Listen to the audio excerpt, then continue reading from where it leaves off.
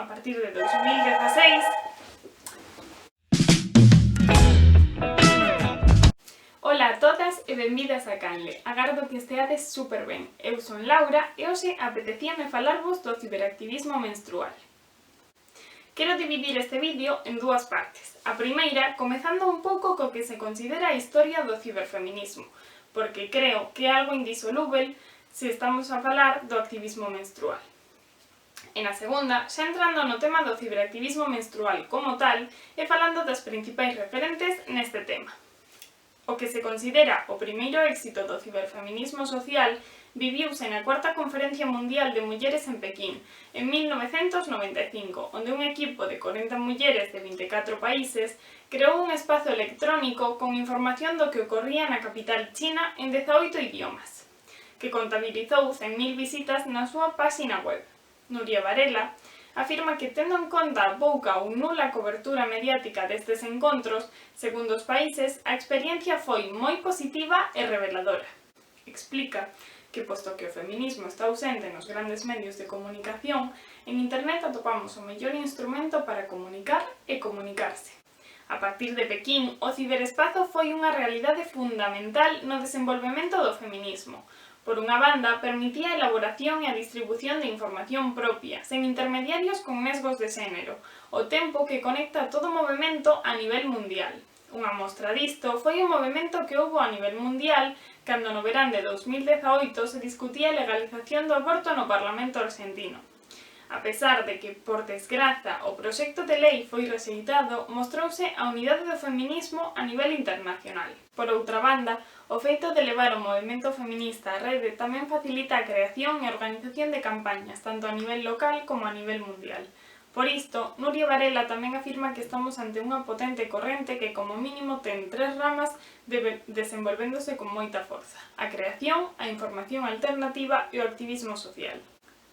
Considérase que foi en 1991 cando se acuñou o termo de ciberfeminismo, cando un grupo de artistas denominado VNS Matrix deseñou un videoxogo dende a óptica feminista. As súas primeiras instalacións tiñan formato electrónico, fotografía, son e vídeo. A súa proposta consiste en utilizar a tecnoloxía para a subversión irónica dos estereotipos culturais. Esta rama do ciberfeminismo pretende, por medio das novas tecnoloxías, construir unha identidade no ciberespazo afastada dos mitos masculinos. Se falamos do ciberactivismo, este sería todo o conxunto de habilidades ou tácticas empregadas para formar alianzas temporais de persoas utilizando ferramentas relacionadas coa rede, xerando a suficiente información e crítica para que o debate sala da súa contorna e chegue á rede. Polo tanto, estaríamos a falar de cousas como o apoderamento, a cultura colaborativa e o libre acceso á información. No caso do ciberactivismo menstrual, Ramírez Morales afirma que colocar o foco na menstruación é parte dun complexo e duradeiro proxecto feminista que pugna por colocar o corpo dende o suxeito, xa que representacións do ciclo menstrual en forma negativa revelan o xeito no cal estes discursos foron interiorizados e reproducidos tamén polas mulleres. Esta autora clasifica o ciberactivismo menstrual en dúas correntes: o activismo menstrual radical e o activismo máis espiritual.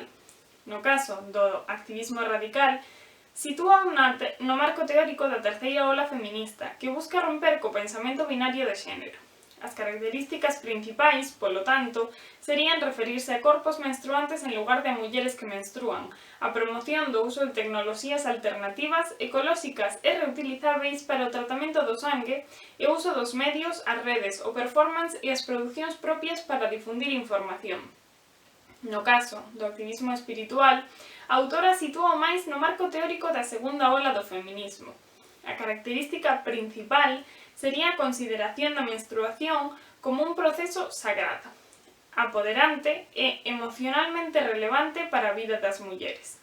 Por isto, as súas accións están orientadas ao autocoñecemento, ao alfabetismo corporal e a organización de rituais, conferencias, reunións, onde celebrar a menstruación e as distintas fases dos ciclos hormonais e vitais, sacralizando así o corpo feminino. Por suposto, esta clasificación é a que fai esta autora, pero tamén me gustaría coñecer que pensades vós do activismo menstrual e como o definiríades. Sobre as principais referencias que ten este ciberactivismo menstrual, poderíamos estabelecer os inicios en 1998, cando a doutora O'Connell cartografía cunha resonancia magnética o complexo clítoris, útero e vaxina, desmontando así o mito da diferenciación dos orgasmos de clítoris ou de vaxina. Arredor das mesmas datas, Alexandra Pope comeza a dar charlas de talleres por Europa coa súa Escola Vermella, onde busca dar un enfoque diferente para a saúde e o benestar da muller a través da espiritualidade. En 2007, Mónica Felipe Larralde comeza o seu blog Estudos sobre o útero, o que dará pé á creación doutros como o blog de poesía sobre a menstruación de Luna Miguel ou O Camiño Rubí de Erika Irusta. En 2012, xa comezan a aparecer libros sobre a menstruación, dos que podemos citar O viaxe ao ciclo menstrual de Ana Salvia Rivera ou a edición en español de Lúa Vermella de Miranda Gray. Un ano despois, este activismo comeza a trasladarse á rúa. Por exemplo, nas manifestacións polo 8 de marzo en Madrid, grupos de persoas coas bragas manchadas de sangue menstrual quedábanse nas paradas de autobús. Parte delas convertíronse despois en Sangre Fucsia, un colectivo ao que podedes escoitar hoxe en formato podcast. Tamén comezan a aparecer cursos online adicados ao ciclo menstrual como os da Red Caps, que xa se facían de xeito presencial dende 2005. A partir de 2016 xa podemos falar dunha especie de explosión en torno á cultura menstrual coa creación de comunidades online única e exclusivamente dedicadas a este tema e a creación de monográficos en medios.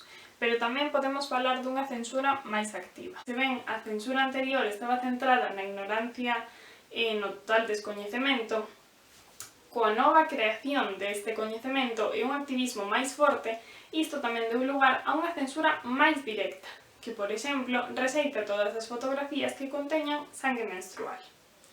En canto á repercusión que tiveron neste aspecto, poderíamos falar de Kiran Gandhi, que correu unha maratón en Londres mentres menstruaba, sen ningún tipo de produto menstrual, e tamén podemos mencionar a Rupi Kaur, que viu como unha fotografía dela tombada e co pantalón manchado foi borrada 2 veces da súa propia conta de Instagram.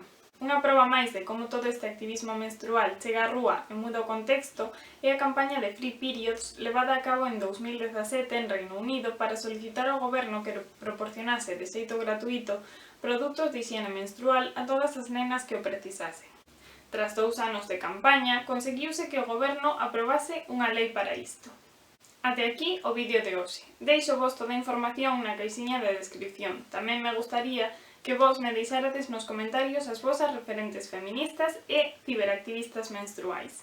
Moitas grazas por chegar ata aquí. Agardo que vos gustara. Mándovos unha aperta enorme e vémonos no próximo vídeo.